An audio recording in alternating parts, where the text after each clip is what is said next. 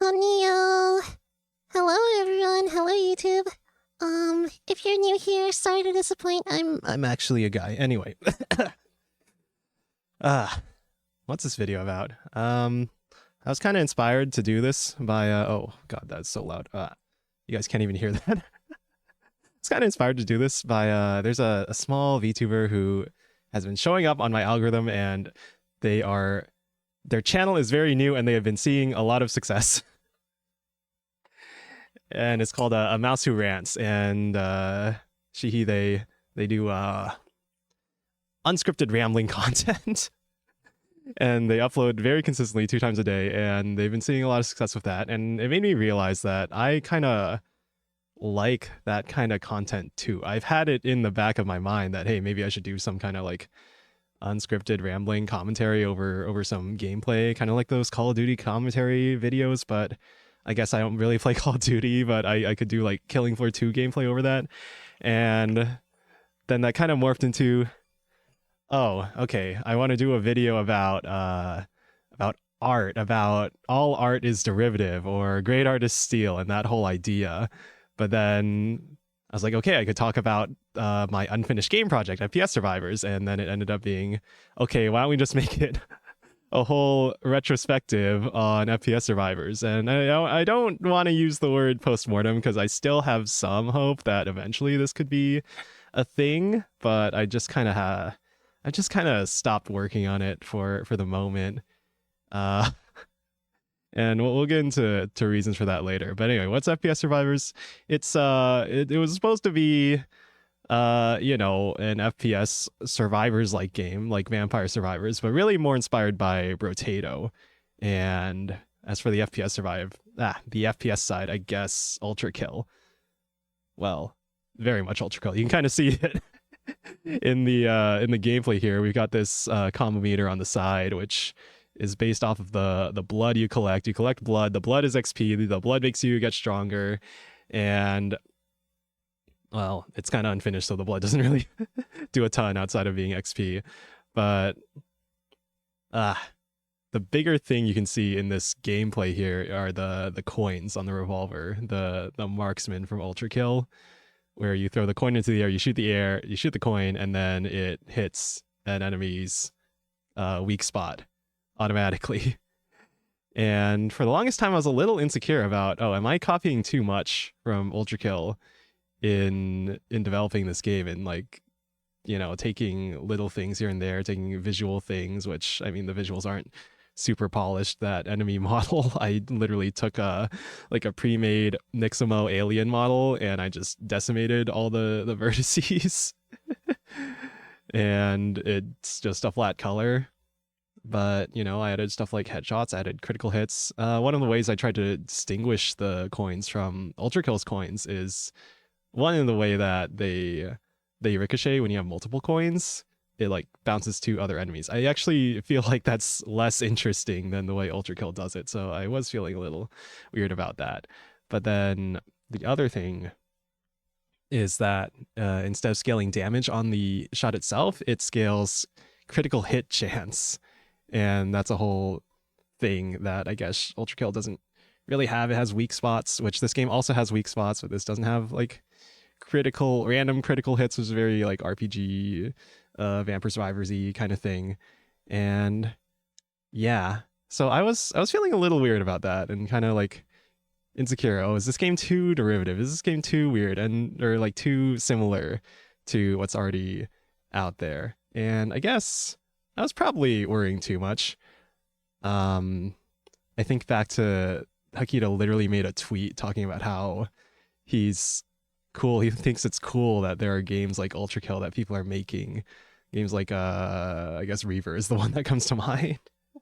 And he's totally cool with it. And, there's another video, what was it? By a game dev YouTube channel talking about how great artists steal, and how they're taking influence for their game from, the games they love, and they're just taking it from multiple sources is probably the big thing, right? If you're taking all of your inspiration from the same single source, then, it's going to feel like a derivative of that. single source. But if you take ideas from multiple sources, so in this case, I guess just Ultrakill, Vampire Survivors, a lot of Brotato actually, if you notice like the shop, which I'm kind of going quickly through because I'm the developer. I'm kind of used to what all the items do, and I'm maybe it's not the most balanced for like a seasoned player's perspective, which, you know, is kind of my goal here, right? Is, you know, replayability. That's the thing I value in a lot of these small, cheap indie games that, you know, I paid $5 for Brotato and I put like 300 plus hours into it. Or is it 200? I don't know. But anyway, like I put a lot of time in for the amount of, you know, money I've spent into a lot of these indie games. And I think that's good. I think that's valuable. And, you know, the more long-term you can hook a player to means, like, if they're a streamer and they really like the game and they play it a lot and it becomes like their main game, then that's free advertising for you, for indie dev, for your game too. And so that's valuable too. Anyway, what else do I have to say? Why? Why did I get burned out in this project? Why have I not been working on it? Even though, like, this might be a cool game idea. I guess there's, like, a few concerns I had with, you know, potential long-term challenges with making it like a really good, interesting game, is that at some point it all kind of turns into visual noise. And I guess it's kind of a problem also shared with Risk of Rain, right? But in Risk of Rain, you can kind of end the run at any point you like.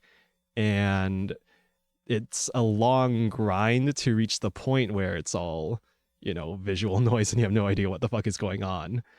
And so there's, you know, enjoyment in reaching that point as well. But in a Survivor's like, it's kind of, I mean, it's kind of part of the genre, I feel, that eventually you reach an overpowered point and then, you know, everything's visual noise and you're destroying everything. But I don't know. I think my philosophy going into this game is how can I differentiate myself from other FPS games, right? And my thought was, okay, let's have as many enemies and as much shit going on the screen as possible. And I think I've kind of knew from the beginning that it might be a concern that, like, this game might become kind of incomprehensible to play at a certain point. And maybe I need to either lean into that or find ways to sort of mitigate that and go around it. Like even Ultrakill can throw you in a room with like a ton of enemies and they're super fast and they're shooting a bunch of shit at you and it's pretty hard to follow, but not like the number of enemies this game has. And so I guess tying into that as well kind of was the technical side of trying to get this many enemies on screen. Was I wanted to integrate an ECS system, an entity component system. And the big advantage of that is it can do work on the CPU in parallel, you know, multi-threading.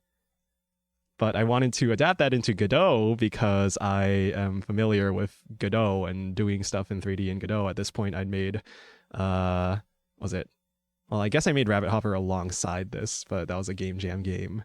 That was a 3D first-person platformer game I made a while ago for Phase Jam.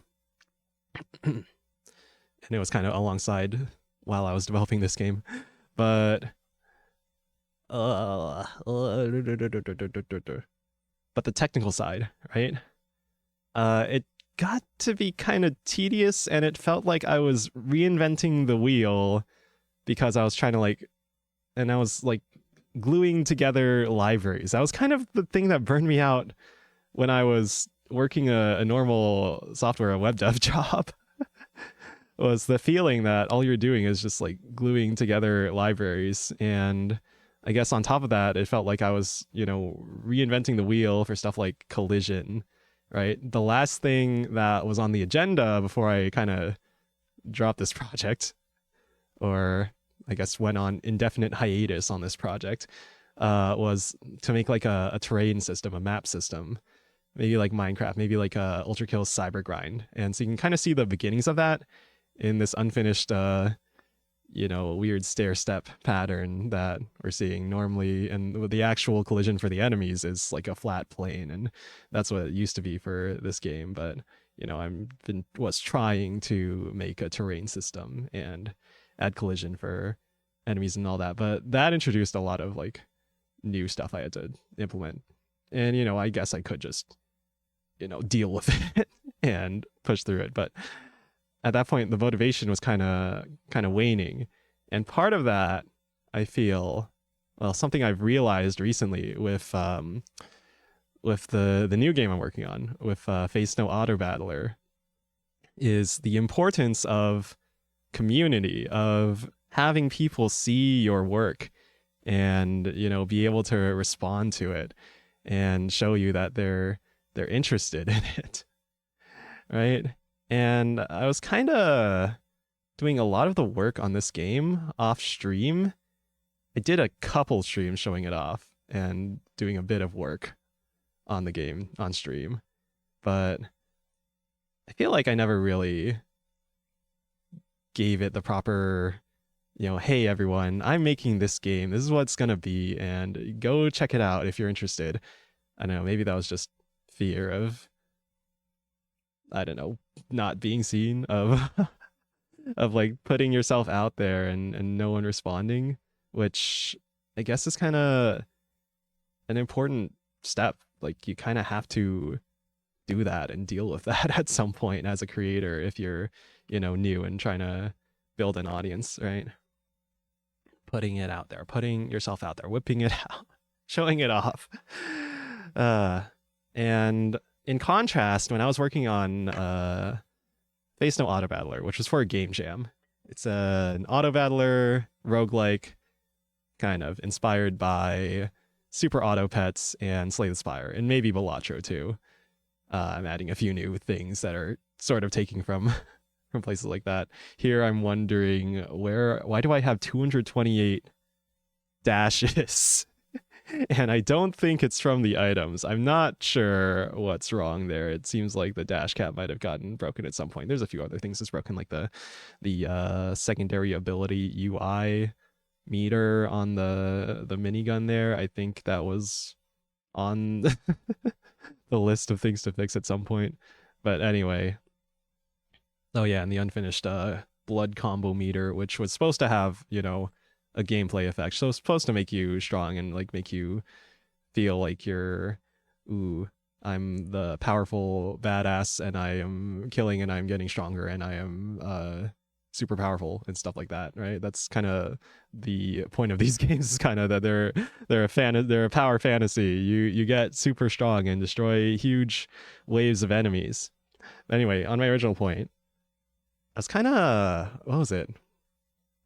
I was streaming my progress on Face No Auto Battler for the game jam, and I was doing it pretty consistently, and people were starting to show up, and people were starting to, take an interest in this game jam game, and be like, oh, that's cool, right? And it also helped grow my channel a little bit too, right? And I think I realized that it's super important to show your work off, even at an early stage, even when it's unfinished, and to get an audience's reaction to it, even if it's like no one sees it, no one cares, right? That's feedback too. That's telling you something about this isn't maybe the way you're presenting it. Maybe what is actually there is not to a standard that people are finding about or caring about it. Not to say like it's definitely one thing or the other, right? But there's a lot of different factors that go into it, but it's still feedback, and that can still be useful.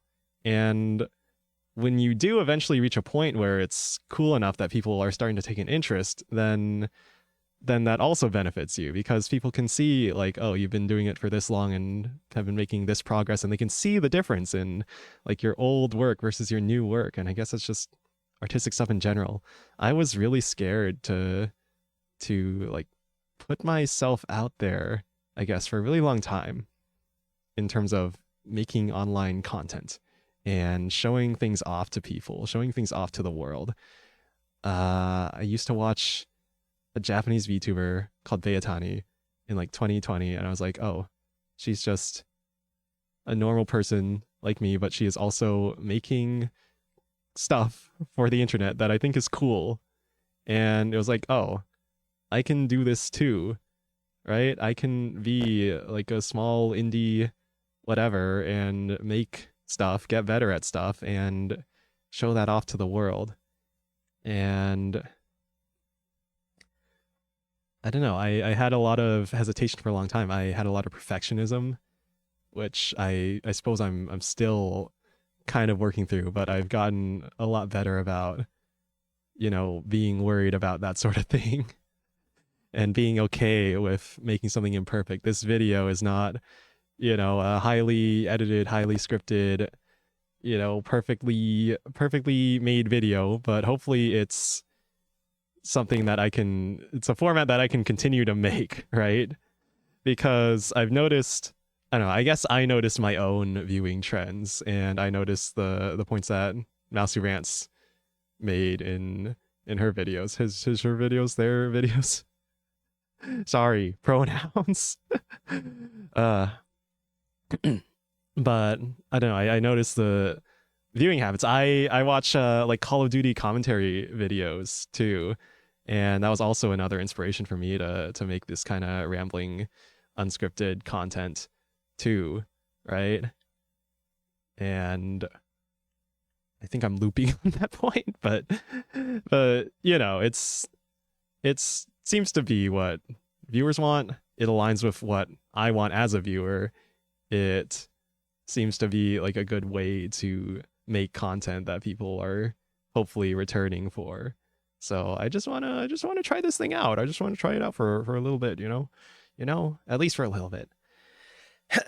Anyway, that was FPS Survivors. If you have any questions here, I'm gonna be evil. I'm gonna engagement bait you in the comments. Okay, all right.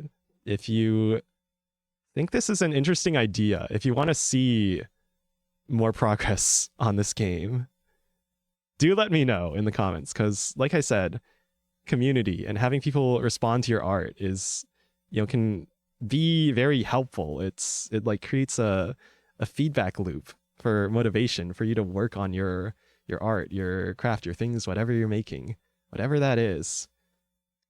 And I guess in this case, this game, but also my other games, but also Face No Auto Battler, which I've kind of been pouring more focus into, and it's kind of the main thing taking up my focus at the moment. But yeah, thanks for watching. Hope you enjoyed. Bye-bye.